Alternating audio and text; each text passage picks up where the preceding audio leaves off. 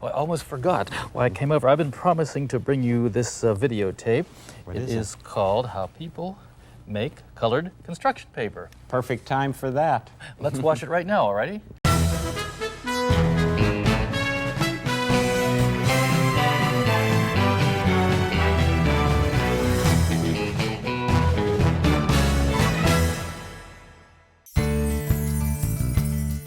In 1680, the Franciscan priest Father Louis Hennepin visited the central Minnesota region exploring the Mississippi River. He is credited as the first European to document the upper Mississippi River, where more than 200 years later, a wood pulp and paper mill will be built bearing Hennepin's name. Fast forward to 1889 and a small Minneapolis mill producing newsprint for the local newspapers. The Nelson Paper Company, owned by Minneapolis lumberman Benjamin Nelson and his partner Thomas Walker, was expanding.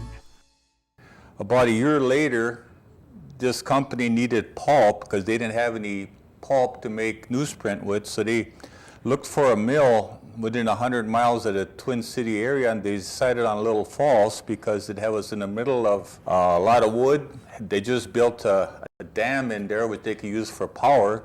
So that's how they started their first pulp mill in October of 1890. Renaming their business to Hennepin Paper Company, the two men soon realized they needed a reliable source of wood pulp. A plentiful source of water was necessary to manufacture paper, both for power generation and grinding wood into pulp. With these benefits in its favor, Nelson and Walker moved their Hennepin Paper Company to Little Falls.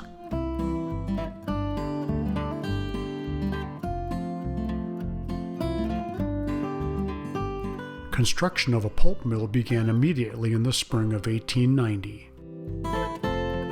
Using local Little Falls-made brick, the pulp mill was a two-story 40-foot by 80-foot building with a basement used for the flume and the wheel pits.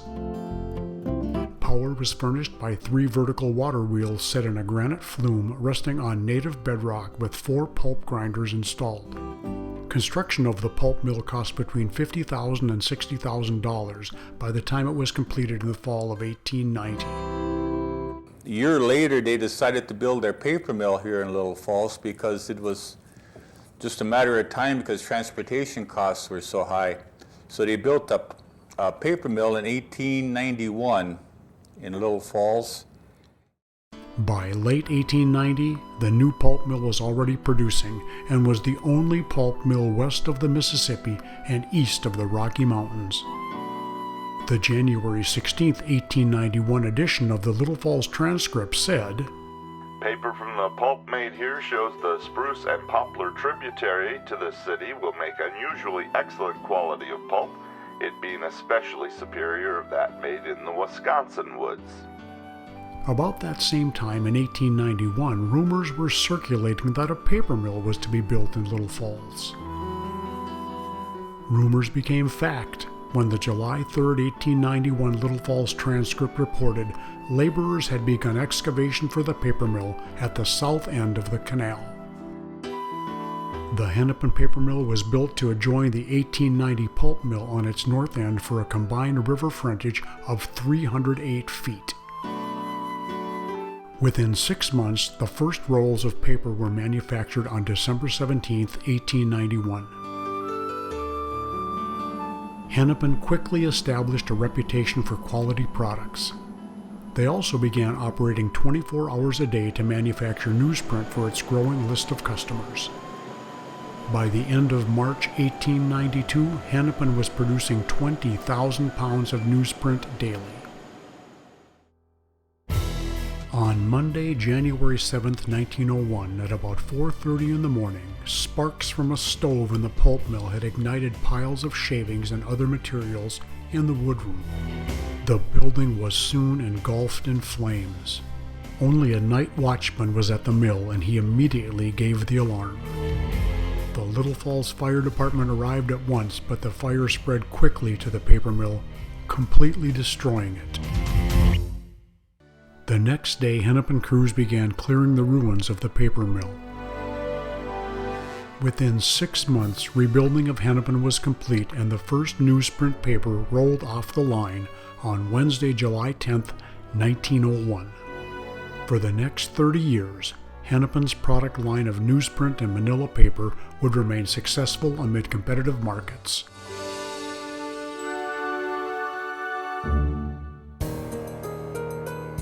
Economic depression struck the nation on Black Friday in October 1929, but Hennepin continued to operate in 1930. The Depression of the 1930s brought the New Deal and government restrictions on the pulp and paper industry. Hennepin was limited to the amount of pulpwood and material other supplies used in manufacturing paper by strict quotas. The Hennepin Paper Company announced on Friday, December 14, 1934, the paper mill would be closing down that day. 3 reasons were given for an indefinite closure of the mill. The drought that was responsible for the Dust Bowl had hit Minnesota hard. Water levels in the canal had dropped so low the mill could no longer operate. Secondly, paper markets had softened and the price had fallen. And third, increased costs of raw materials due to government codes had continued to increase.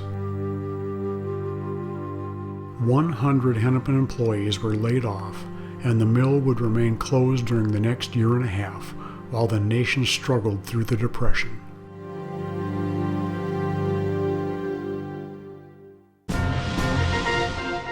The transcript reported on July 2, 1936. Smoke issued from the stack at the Hennepin paper mill this afternoon for the first time in a year and a half. The boilers had been started up for a trial run, and the paper mill began operations a week later. However, the pulp mill would remain closed from 1936 to 1940 with no groundwood pulp produced during that time. Instead, pulp for felt production was made in the beater room, where a rag cutter was installed to supply the beaters with recycled roofing. Hennepin announced on August 9, 1940, the pulp mill would soon reopen and employ 60 men in 3 shifts, calling back mostly former employees. Production began in early October 1940, with pulp sold to paper mills in the Midwest. During 1942, Hennepin worked closely with the American Can Company to develop a fiber paper for use in manufacture of paper cans. A special fiber paper is used for the cans which hold the TNT and demolition bombs and hand grenades. The war had led companies to seek alternatives to metal, and Hennepin's experiments would culminate in their successful manufacture of fiber can paper. Hennepin began to purchase recycled paper in 1943 from local Boy Scouts who held monthly paper drives as the government regulated amounts of pulpwood use during the war years. The transcript ran a headline on November 23, 1945, which local residents must have read with great interest. Hennepin paper mill sold to the publishers of Life magazine. The closing date for the sale was on December 31, 1945, and Hennepin entered a new era with plans to produce paper for Time and Life magazines. When Time Incorporated took possession of the Hennepin Paper Company on January 1, 1946, the national demand for paper was greater than the supply. Hennepin continued to manufacture magazine paper for Time and Life through 1946, only occasionally producing other grades. Hennepin paper from this period can be found in the April 15, 1946 issue of Life magazine. From 1889 to 1934, Hennepin was a successful manufacturer of newsprint paper, but the Depression and the war had necessitated a switch to roofing felts and later the heavy grades of paper in order for the company to survive. The return to print paper in 1946 would herald a new era for Hennepin that continued for several more decades. After the war ended, Time had decided to get out of manufacturing their own paper and sold their 3 mills to St. Regis. Time had only owned Hennepin for about 11 months and 2 weeks, but 1946 forever changed Hennepin's future. The actual sale by Time Incorporated to the St. Regis Paper Company occurred in mid-December, with Time transferring the mill power leases to St. Regis on December 17, 1946. This transfer was the last time in which the original 1889 Hennepin corporate seal was used on a document. In January 1949, the mill was primarily manufacturing newsprint for sale to Walter D. Peake, the Houston Chronicle, St. Cloud Times, and several other newspapers. However, a lack of orders prompted St. Regis to shut down the Hennepin mill on April 15, 1949, laying off over 100 employees. The mill would reopen 4 months later on August 15, 1949, with 96 employees. St. Regis reopened the Hennepin mill on March 20, 1950, with 70 workers employed. The transcript proclaimed the reopening as a boost to the community, as the Larson Boat Works had been destroyed by fire the previous December. In 1957, the mill continued to primarily produce publication print paper for Boys Life magazine, drawing paper, some hanging paper, and other grades. Newsprint was no longer the mainstay of the product line, but would continue to be produced by Hennepin for several newspapers such as the Transcript and the St. Cloud Times. Construction paper in 1966 was available in 34 colors, and Hennepin had entered the school markets for colored construction, poster, and drawing paper. There were 183 employees at the Hennepin mill in 1966, with a payroll of over $1 million. Hennepin had evolved from being the only groundwood paper mill in Minnesota during most of the 1890s, when it dominated the regional newsprint paper markets, to become the major manufacturer of colored construction paper in North America in 1990.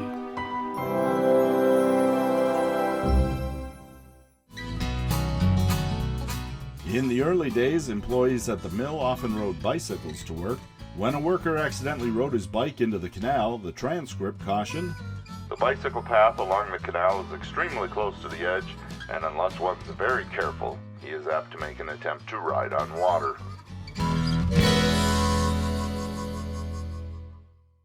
Since Hennepin was only producing newsprint in 1894, a watermark might have seemed unusual. According to the June 8, 1894 Little Falls Transcript, All paper manufactured at the Hennepin paper mills of this city now bear the watermark H. the watermark was the letter H set in a circle of about 1 inch diameter. This is the only known instance of Hennepin Paper Company ever using a watermark on their paper products.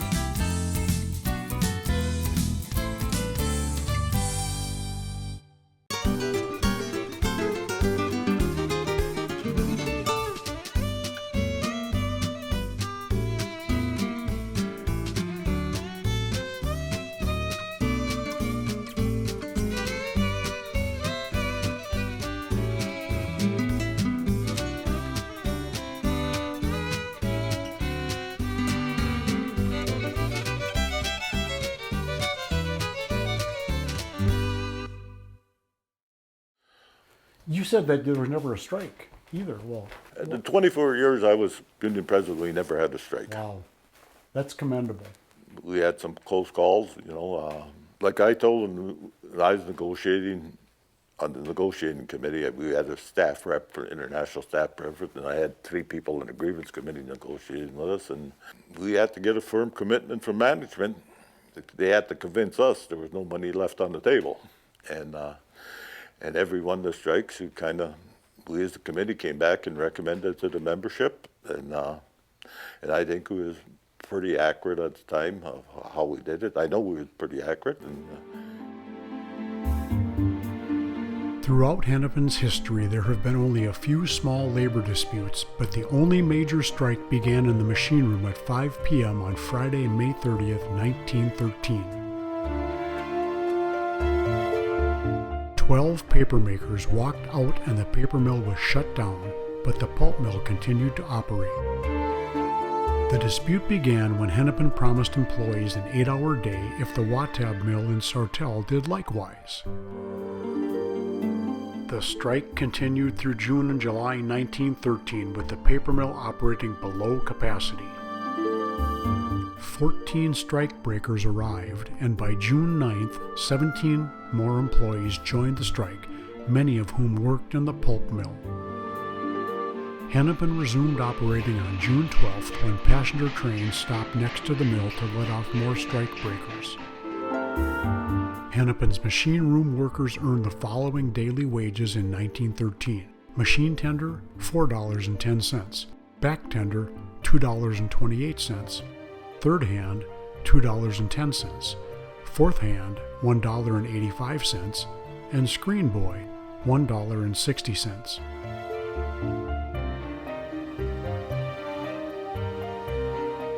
The strike continued through June and July 1913 with the paper mill operating below capacity. The strike slowly dissipated and was over by August 21st, 1913. Hennepin first manufactured manila paper to fill a large order in February 1897. They had originally intended to produce several types and grades of paper, but during the first 5 years of the mill, newsprint had been the primary product.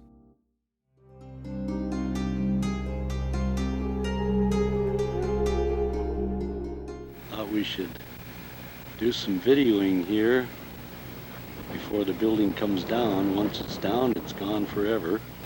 This looks like a gate here that would shut the flow of water from the canal. We're looking at ground level and looking down probably 18, 20, 25 feet to the bottom. The grates. This will all be filled in. The contract for demolition has been made and the people are working in here. There are a lot of cars out here, so I assume there are a lot of people inside working.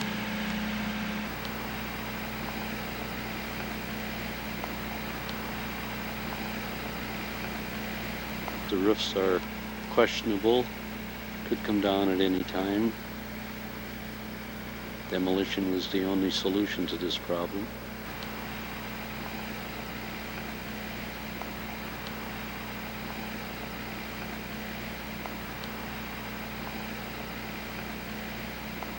We looked this building over very carefully in the hopes that we could salvage some part of it and make some use out of it. The point being that once it's down and it's so close to the river, we're not able to rebuild.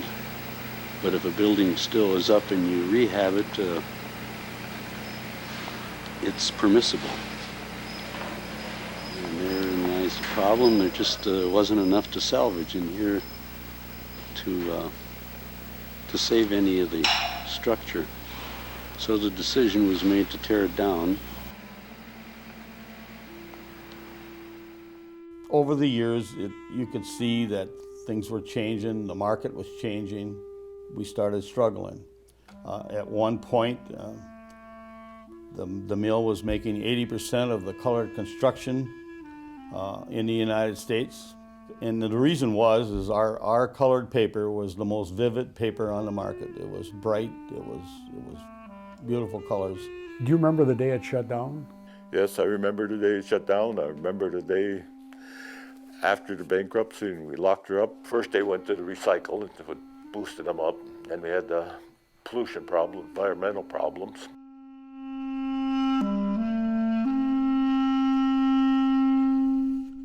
We started losing a few orders to here and there, but a company up in Canada decided that they were going to give us a run for our money, and they started selling paper, colored construction into the United States at a reduced rate. And we couldn't even produce it for what they were selling it for at the time. And that went until we just started struggling. We had to try to pick up different orders. We even started making grocery bags. I feel our product went downhill because we was recycling all the water and stuff right through, and you couldn't get the real sharp color. We used 100% recyclable, and recycled all the water, and it wasn't get the quality of product, and it just went on. We tried all different kinds of stuff, album paper to, everything you could think of we tried to make. And of course it was tough. That paper machine was old and it only could make up to a certain grade of paper. And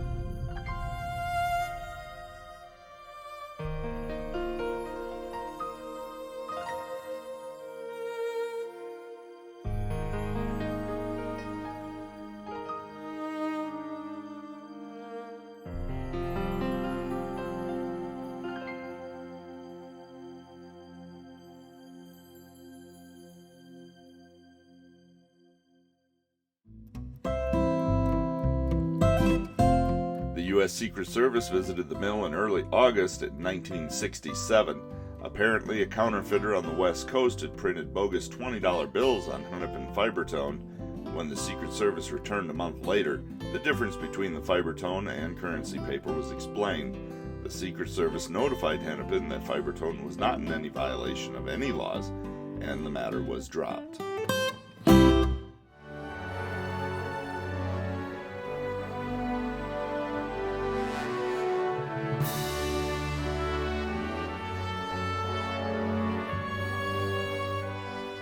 The Hennepin Paper Company of Little Falls filed for bankruptcy in 1998 and ceased operations.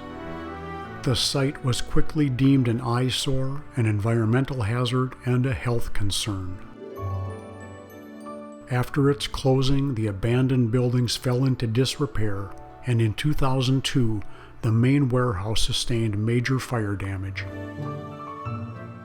The City of Little Falls acquired the property in 2002, and site assessments documented hazardous chemicals, asbestos, and soil contamination. After it became clear that another business would not be attracted to the site due to in part the age of the buildings and the long, narrow shape of the property, city leaders began to imagine developing the parcel as a recreational park. Salvaged elements from the former mill, such as brick foundation arches, millstones, and the bottom section of the mill smokestack, were left in place as development of the new park progressed. Nearly $2 million was granted or contributed from the EPA, Minnesota Legislature, Minnesota Power, and Morrison County to the City of Little Falls for building the park. Dedicated on June 25, 2005, Mill Park is an excellent example of an eyesore that was saved.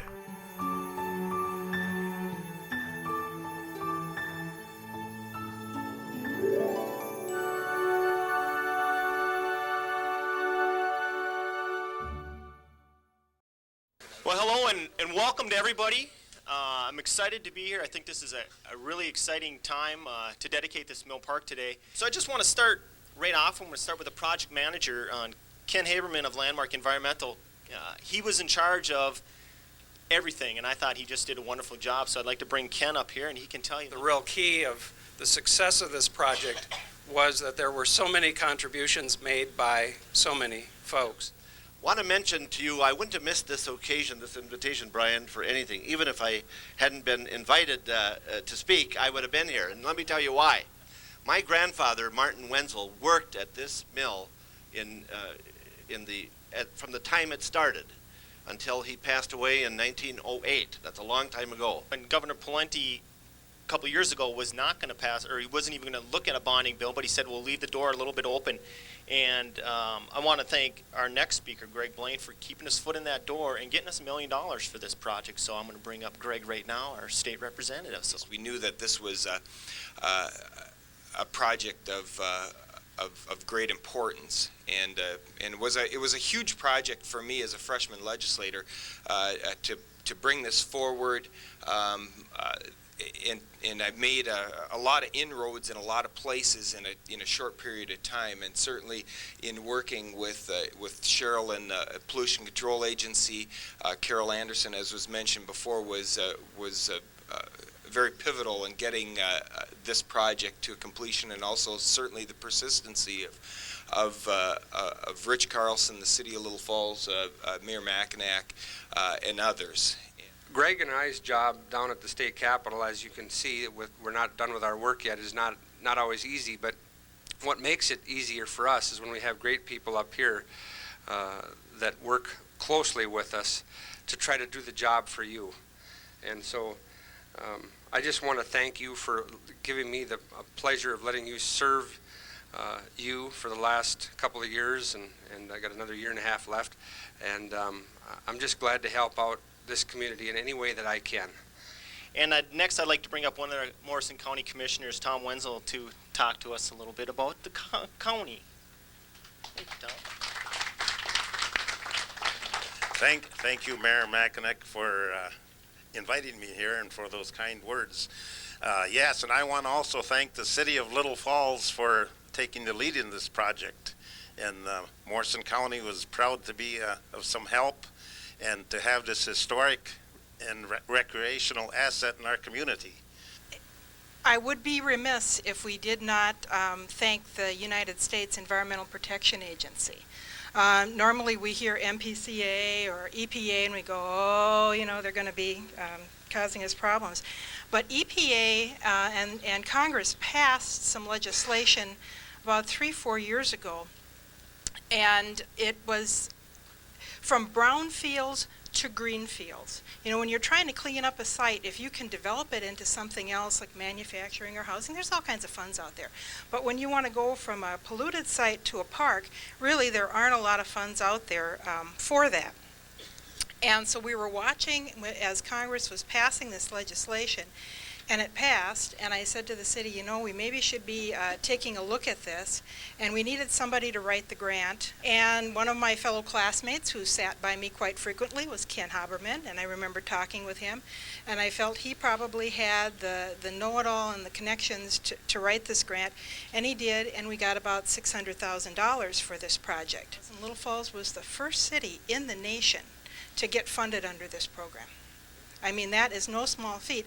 And EPA thinks so highly of the job that we did here, they're using it as examples to other cities of how to do it properly. I am a former employee.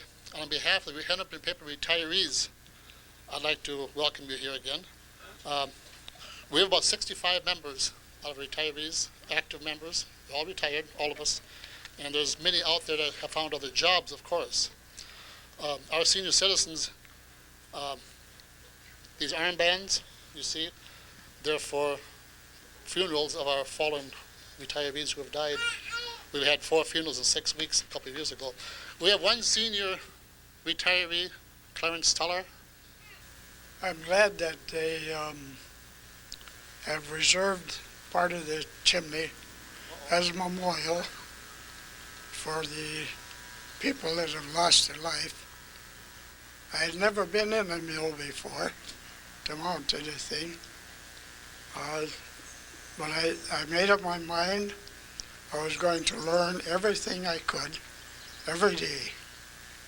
And I advise that for anybody, that whether they're working in a paper mill or whether they are working, to try to learn something new every day about their job.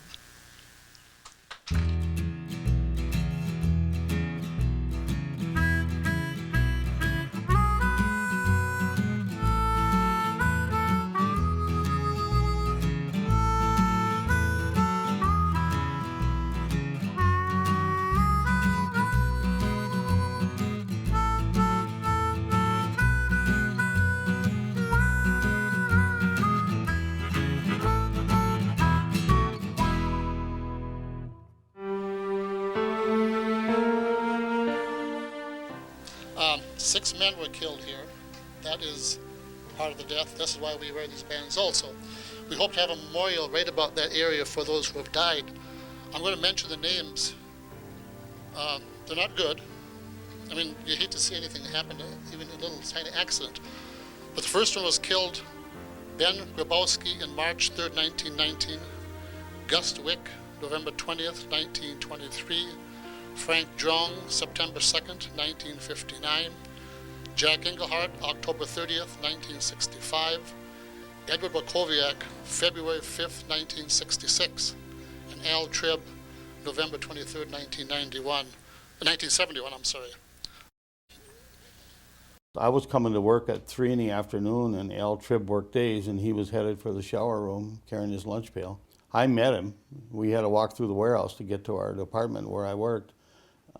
Al Tribb worked in the finishing room, and I worked in converting, and I was working the 3 to 11 shift. But anyway, I met him and said, "Hi, Al," and he said, "Hi, Wayne," and I heard a thump, a loud noise. I turned around and looked. I don't know, the bales of kraft that we would grind up for fiber came in. It was kind of a wintertime while they were frozen, and they would be stacked up in the warehouse until the beater room come and got them, and they thawed out, and they were stacked like 6 high or whatever it was, and they started thawing out, and they started leaning, and they fell on them, and the bales, they were like 500 pounds a piece stacked up. That was one thing that stuck out, and it was seconds. It could have been me. It was just seconds that I met him and walked by him, and it happened. So, and then when 1,200 cords of spruce from the Hennepin Drive reached the logjam at Belle Prairie in May of 1896, company crews had to wait 2 months before the jam could be broken up on account of high water.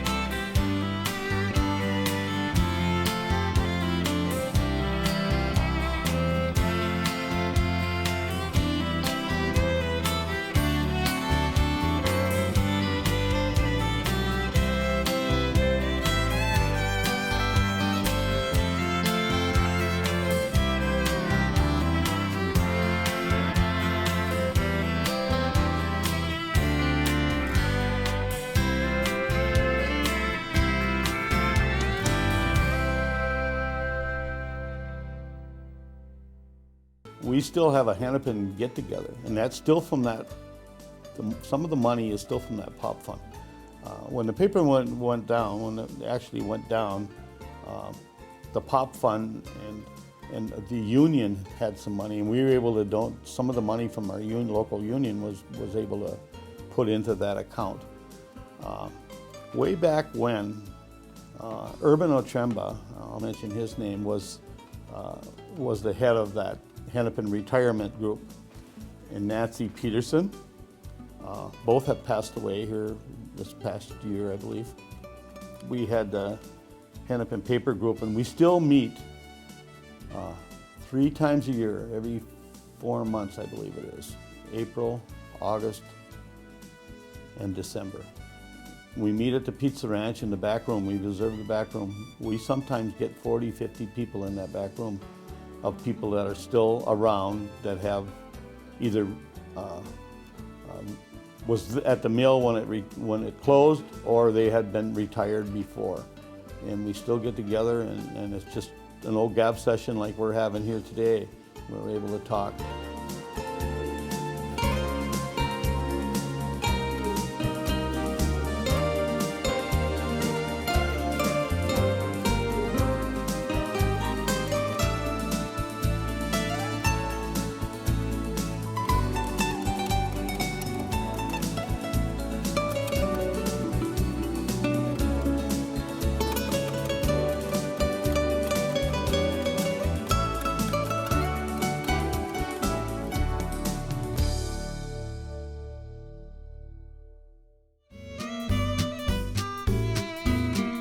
Employees earned from $1.25 to $1.50 a day during the early years, and the transcript seldom failed to let a payday pass without comment, as it did on February 1st, 1894.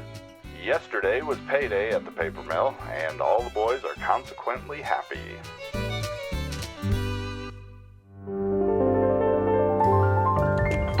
It's a beautiful day in this neighborhood, a beautiful day for a neighbor. Would you be mine? Could you be mine? When they came and actually did footage of the paper mill, and it's from start to finish, and then in Mr. Rogers, whatever it is, it also shows, you know, some of the colored paper, you know, with kids doing cutouts and stuff. It's really a unique footage. I've been promising to bring you this videotape. What It is it? is called How People Make Colored Construction Paper. Perfect time for that. Let's watch it right now, all righty? Be glad to. You have some time? I do, if you do. I do. There you go. There's the tape. Thank you, Mr. McFeely. How people make colored construction paper. And I'll explain as we watch it. Very good. All righty? Those look like wooden logs. Well, they are. One of the things people use to make construction paper is wood. This man is loading these logs into an elevator that will take them down to the grinder where they'll get broken up and made into pulp. Uh-huh. See, there they go down the elevator. Down go the logs. And as the wood is being broken up, lots of water is added. That's why it looks so mushy. Uh-huh. It looks like oatmeal. Oh, it does, but you wouldn't want to eat this. I guess not. Is that shredded paper? Yes, it is. That recycled paper will be added to the wood pulp. There it goes. All mixed together, huh? Mm-hmm, that's right. Is that computer paper? Yes, it is. That goes in with it, too. That goes in. And there goes even more paper into the mix. All mixed around. That's going to be construction paper? Construction paper. Oh, what's paper. that? Now, this liquid is recycled water that has orange dye in it. So the water not only makes the shredded paper mushy like the pulp we saw, but it helps give them some sort of an orange color. That looks very hot, Mr. McFeely. Oh, it is very hot.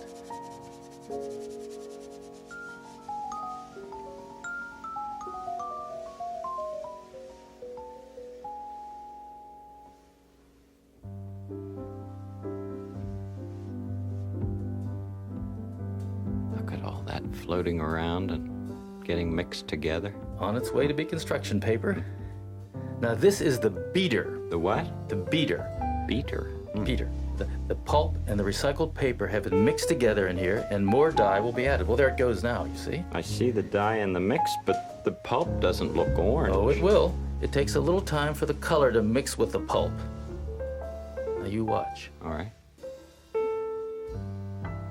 Now I see it. You see? It's getting oranger and oranger.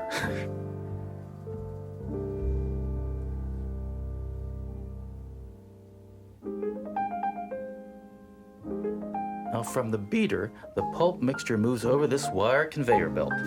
And as it moves, water is taken out of the mixture. It moves so fast. Look at that.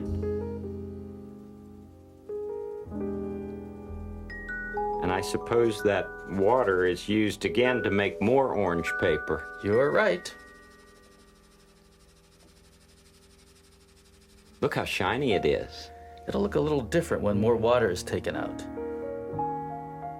Aha, not so shiny.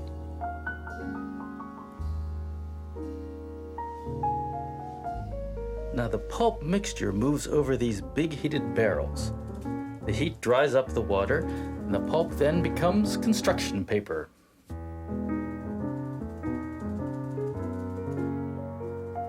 Yes, I see it on that big roll.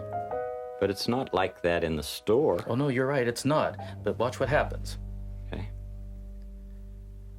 There's one big roll of construction paper. Taking a ride? Taking a ride. Now watch this. There's orange construction paper. Oh, coming up off the roll. Now look at the other rolls. Oh, look at all those colors. Each color that you see there will be in the finished package of the paper. You mean they're being all put together there? It puts together the different colors of paper and cuts them into big sheets. Now you'll see that in a moment. You see? Mm-hmm.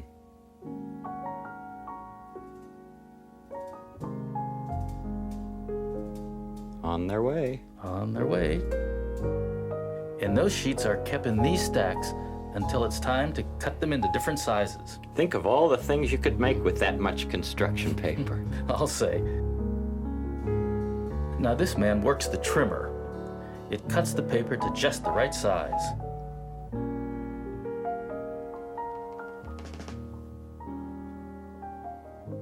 What happens to those thin strips he's just cut off? Well, they'll be recycled to make more construction paper. Oh, good.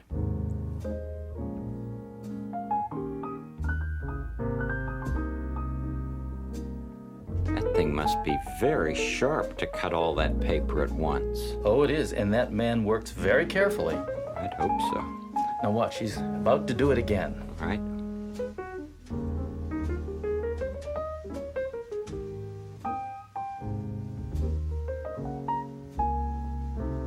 The paper. Doesn't that stack of colors look pretty? Sure does, sort of like a rainbow. A paper rainbow.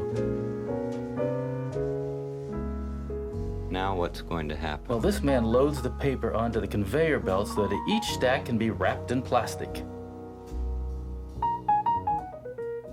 Oh, there's the plastic coming down in sheets. So plastic underneath the paper and plastic on top. That's right. This first machine makes the plastic like an envelope around each stack. Pretty loose fitting, isn't it? Well, you'll see what happens. Now what happens? Well, this second machine shrinks the plastic so it fits tight around the paper. Maybe that's what people mean by shrink wrapped. That's right. Now it's ready for people everywhere to have fun making all kinds of things with construction paper. That is very interesting. Thank you. Well, you're welcome.